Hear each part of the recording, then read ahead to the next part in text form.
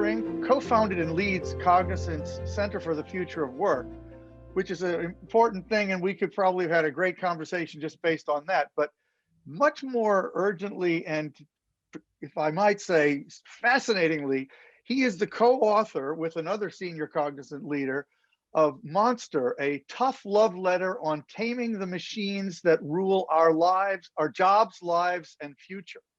And this book is really kind of amazing, as you will discover.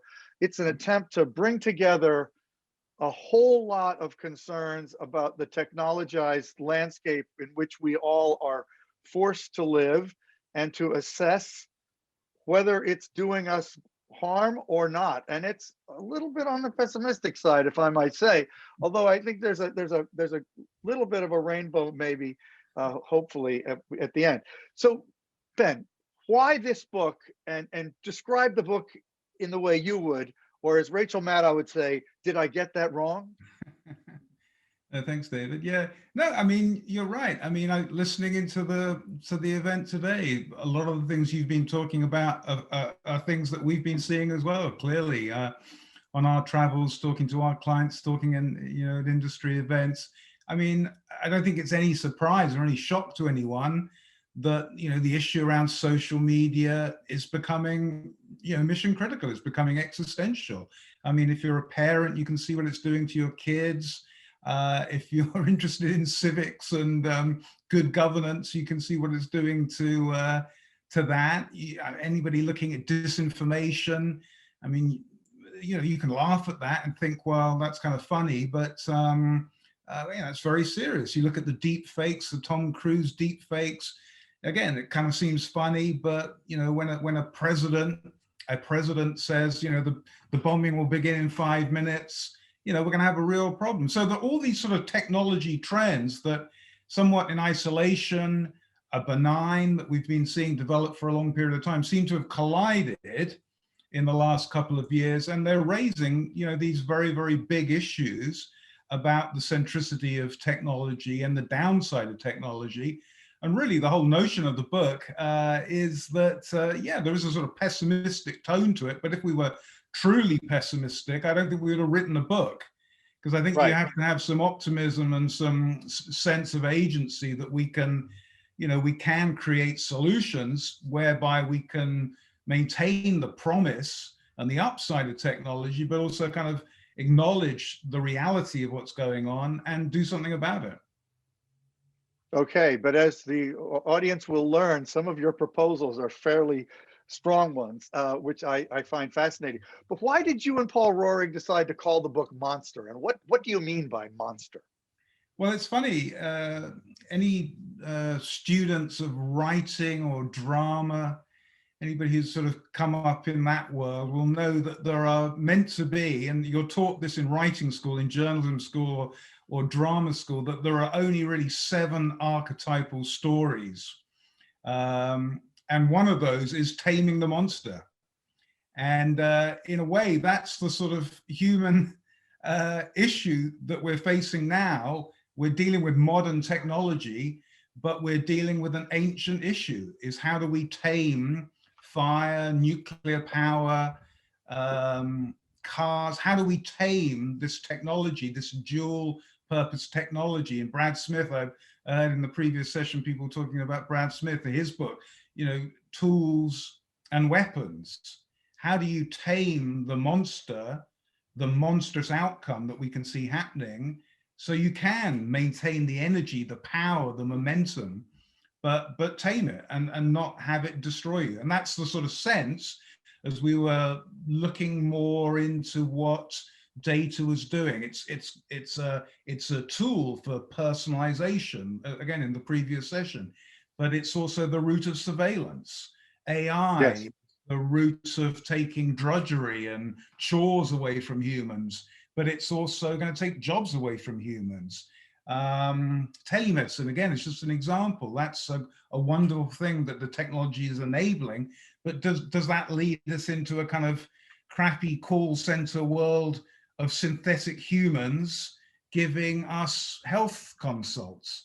Again, they're the Right. sort of trade-offs, and without us really acknowledging that and realizing that, we're going to go down a path which potentially is pretty dark. But the monster, to be specific, is all the tech that surrounds us. That's what Yeah, you mean by it's that, not right? one particular tech. We're not saying social media is the monster. We're saying that the collision of all of these things Right, is sort of producing monstrous outcomes. right. So I want to in a minute to tell the audience some specific proposals you have, but you know, what what led you to, I mean, what I don't know whether I want you to talk about why you wrote it or where you think it should, we should all, how we should respond. You pick whichever one of those two you want to address. Well, the genesis, the backstory in a way is that we wrote another book in 2017 called What to Do When Machines Do Everything. And it was all about AI. And it was really a kind of message to Cognizant's clients that this thing that you kind of saw in movies and you still thought was perhaps in the R&D lab was actually coming true. It was actually going to have a real impact on a bank, on an insurance company. And so that book was pretty successful. We got a lot of interest in that. And we spent about a year and a half basically out on the road talking about that book.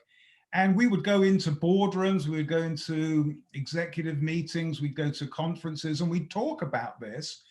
And the questions that kept coming to us from senior people in the boardroom and regular folks, regular kind of rank and file was, what is AI going to do to my kids' future? What is data and surveillance going to do to our society? What is social media doing to our kids? And really, it was an organic groundswell of questions coming to us that were clearly on everybody's minds. And as we sort of processed that, and as we thought about that, and as we thought about what we should do as a next book, the book kind of wrote itself, to be honest, David. It felt like these were the pressing issues on everybody's minds. And once you start to look at the world through this kind of prism of seeing the impact that technology's having on us and the fact that we're not really managing it in a particularly sophisticated way at the moment, it sort of becomes the only story in town. And listening to Susie earlier on, I mean, that's basically what she said. This is the great story of our time. Thinking people like us, people of goodwill, we have to grapple with this. Otherwise, in that famous saying, all it takes for evil to flourish is for good people to do nothing. Yeah. Well, we actually began the conference today with Harris poll data that shows that social media companies are the least trusted major institution of a laundry list of about 15 types of institutions in the United States that they asked people about. And that it's also, even within tech, trust in social media, particularly Facebook and Twitter, and approval is dramatically lower, in the 40% range, whereas Google is in the 70% range and Amazon is more like 80%. So that's an interesting thing. But you say, I do want to get to some of the very strong things you say, because I just think they're really interesting to underscore. One of the things you say early on in the book is that real freedom means ending data-based surveillance, period.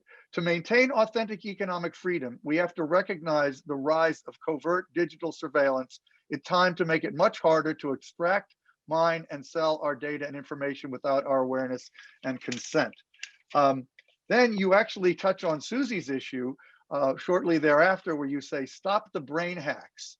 We have to look at them for what they are, a violation of trust and ethics. This is using technology and psychology to try to control us. The practice must be rooted out and shut down with regulation, law, and social convention.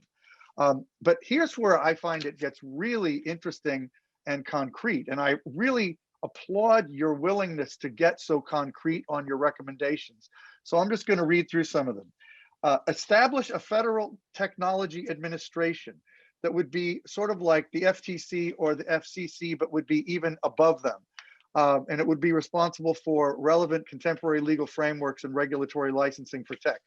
Then, within the new FTA, establish a US data authority to establish guidelines for how data should be used, institute data ownership and portability legislation, institute data and algorithm audit legislation, prohibit all political advertising on social media, repeal Section 230 of the Communications Decency Act, prohibit use of social media by people under the age of 18, and establish social media user license legislation that would require that in order to use social media, you would have to be licensed to do so, and you could not be anonymous. Anytime you use social media, you would have to be traced back to your license in effect. Now, that is an astonishingly specific list of strong policy recommendations. Did you hesitate before doing that, or is it just what it naturally led to in your research and discussions for the book? Yeah, I mean, we thought long and hard about that, David, and we thought, should we be so specific? Should we be so strong and, potentially strident? Some people are going to regard some elements of that as kind of strident, but ultimately we came down the side of let's not just admire the problem here. Let's not just lay out the problems that a lot of people have already laid out. I mean, one of our observations is that, clearly people have been thinking about this and talking about this for some time, but not many people have been very specific. There haven't been very specific answers or recommendations or proposals. And so, we came down on the side of, well, let's be specific. Let's actually say something specific to get a debate going, to throw some mud on the wall, a straw man, to try and make this specific, to move the conversation along. Because what the world doesn't need at the moment is just another book saying social media is bad and algorithms are bad and data's bad. We need to get specific about it. And I think the thing that really, again, I think one of the crucial elements of this is this notion of an age limit for social media. Right. This seems to be getting a lot of people's attention at the moment. But again, I think as a parent, as a tech executive, somebody who loves technology, somebody whose own kids have basically been a guinea pig in an experiment we've been running, a societal experiment we've been running for the last 10, 12, 15 years. I mean, this is personal, and any parent who isn't worried about this at the moment and isn't thinking about what the hell's going on upstairs in their kid's bedroom, I mean, they're asleep at the wheel, frankly. Wow. I think that's all great. One of the things that I think is especially good is that you are essentially, as you said, in terms of how you came to write this book, in the business of talking to business leaders about technology. That's what Cognizant does. And business has and is acquiring, I think, more and more of a little bit of a sense of conscience about its role in society. And I would say, in order for any percentage of those major, bold, creative recommendations that you suggest to really become law, it's going to take businesses' support for that to happen. So I really like the fact that you're, in some ways, and if I'm right, I think you're addressing this book to business. Would that be a fair sort of general summary? Absolutely. It's to to people in our clients, people in that we deal with, who are also parents themselves. Again, this was the sort of the experience we had when we were out talking about that last book, that we would go in to speak to CEOs and boards of directors, very senior people, but they would be asking us the questions about their own kids. And they were thinking about it both in a business context with their corporate hats on, but also as members of society. They were probably having those same conversations with their families at the kitchen table, not just the boardroom table. So yes, we're constantly talking in a business context and a broader context. And I think you're absolutely right, David, that businesses, corporations have a huge role to play in this. And I think you're seeing this manifest itself in the moment, in the whole discussion about purpose, about the whole discussion about the transition from shareholder capitalism to stakeholder capitalism that the Business Roundtable are leading. I mean, this has really been the agenda bubbling up at Davos for the last few years. Very prominent people like Mark Benioff have been, very vocal about this. And again, I think we're coming to something of a crossroads in our understanding and our leverage and our use of technology.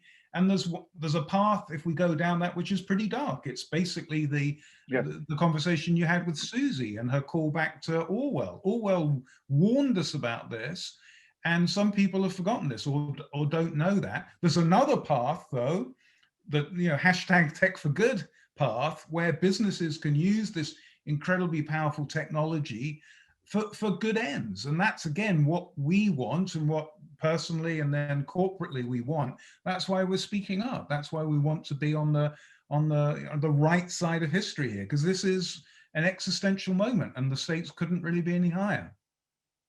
Yeah, I think it gives you more credibility in making these strong policy recommendations, that you are such believers in the potential of tech to do good. But basically your point is, if we don't find some restraints, it will not be able to do good in the way we know it could. Is that fair? Yes, and the first line, the first sentence of the book is, we love technology. Yeah.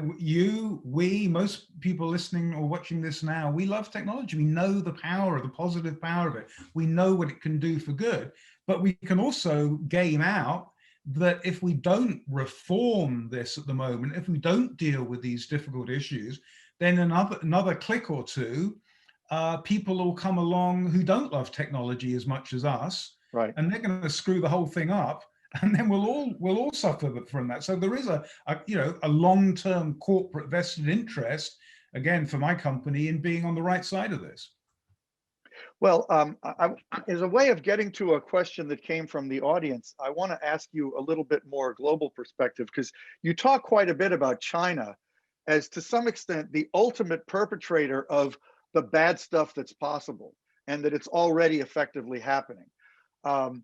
Talk about that, and maybe I'll just fold into that another interesting thing that you say, which I was surprised at how strongly you say it, that a lot of the tracking and tracing tools that have been proposed and in many cases implemented to combat the pandemic actually are pushing us in the wrong direction, and kind of desensitizing people to surveillance in a way that is long-term harmful. But China being, of course, the ultimate perpetrator of that. Yeah. No, again, this is one of the great, questions of our age, and Susie was addressing it from a sort of legal perspective. The promise, the potential in track and trace or other forms of technology to keep us healthy, but at what cost? Do we end up healthy but not free?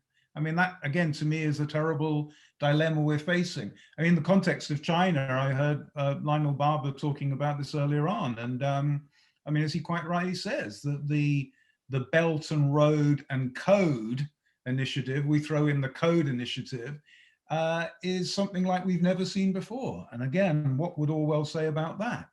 That's very, very troubling. And people will know Shoshana Zuboff's book, Surveillance Capitalism. The other side of that, of course, is surveillance communism. And the version that they're rolling out, that's being rolled out there, kind of makes the West's version of it look like kiddie play. One of our listeners and Techonomy member, Reza Jafari, who is himself one-time telecommunications and tech leader, very much so, asks a really good question about, given a lot of your proposals have a sort of American flavor to them, but he's asking, can you expand those policy recommendations to a global audience, and UN sort of approach to it? Should that happen also? And I would assume the answer has to be yes.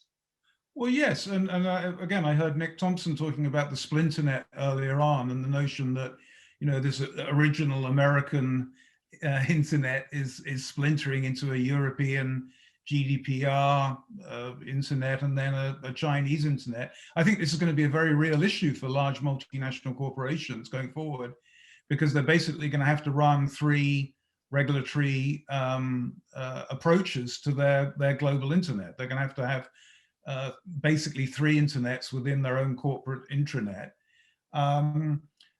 It's a very good question in terms of ultimately we need global regulation of this, and there are some proposals floating around on that.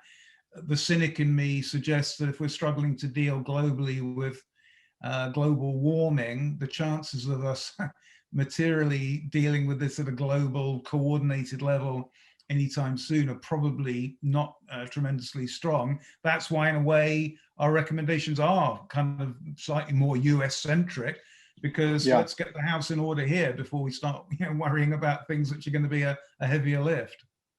Meanwhile, things are getting pretty bad pretty fast around these exact issues in a lot of countries like Of course, Philippines, yeah. Brazil, Yeah, of course. Turkey, Hungary, Poland, et cetera, et cetera.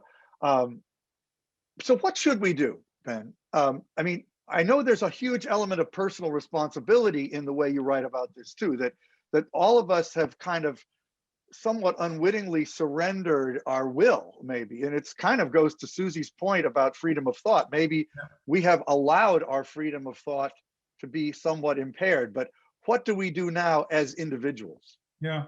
Well, you read out the sort of list of recommendations and proposals almost at a sort of legislative level. We also have, we sort of call it a manifesto in the book, where we talk specifically to this question about what can we do individually.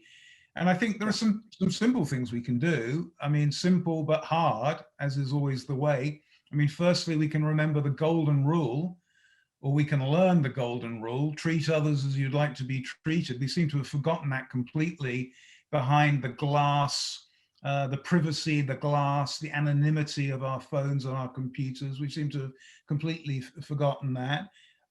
We can think about the reality that we need to treat our own personal data like our reputation, and realize that our reputation, which can be destroyed in a second, data can have the same impact.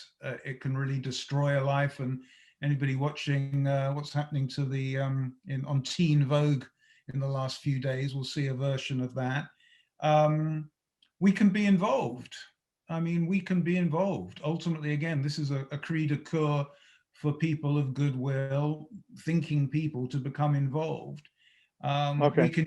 We can use some of the tools that are emerging to protect privacy and anonymity. You can go on Signal, you can go on DuckDuckGo, you can go on Solid, you can go on Tim Berners-Lee's Solid. So there are tools you can use. And then ultimately, I think part of this is this growing movement of the notion of the digital detox, the digital Sabbath.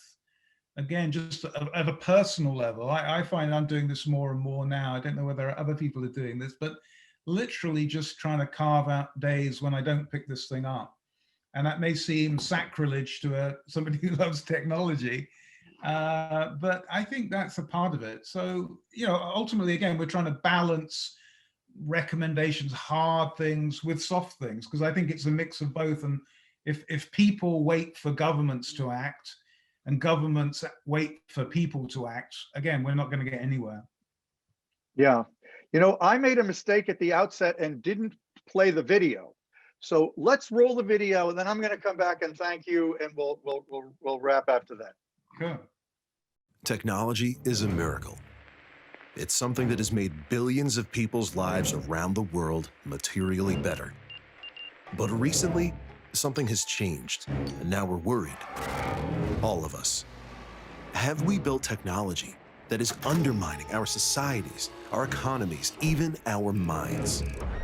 Have we created a monster? Minds, money, machines, society, all of them interconnected by technology, changing things in a way we haven't seen since the first industrial revolution. The question is, for the better or for worse? Taming the monster requires our own awareness that we can't simply blame big tech innovators for giving us what we wanted, what we asked for, what we feed, what we won't turn off. It's time to grapple with tough questions that will determine our future. It's time we overcome the monster. Monster, a tough love letter on taming the machines that rule our jobs, lives, and future. By Paul Roehrig and Ben Pring. That is such a great video. I'm glad we belatedly got to it. And it actually is as good as a summary as an intro, maybe even better in some ways.